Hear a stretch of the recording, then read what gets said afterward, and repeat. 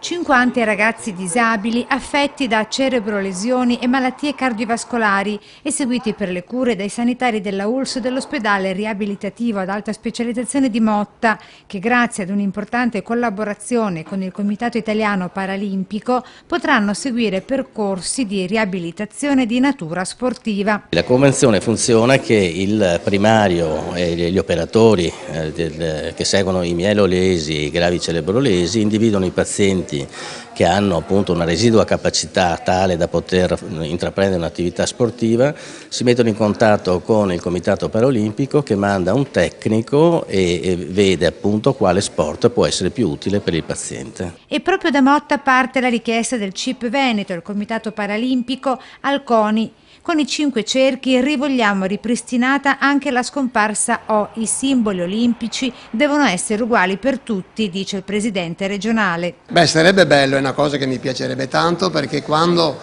ci hanno tolto appunto la O e i 5 cerchi ne ho sofferto un po', è passato qualche anno,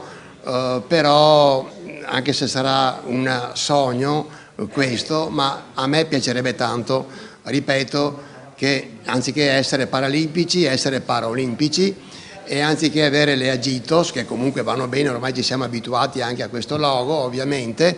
ma avere i 5 continenti, cioè i 5 cerchi del CONI.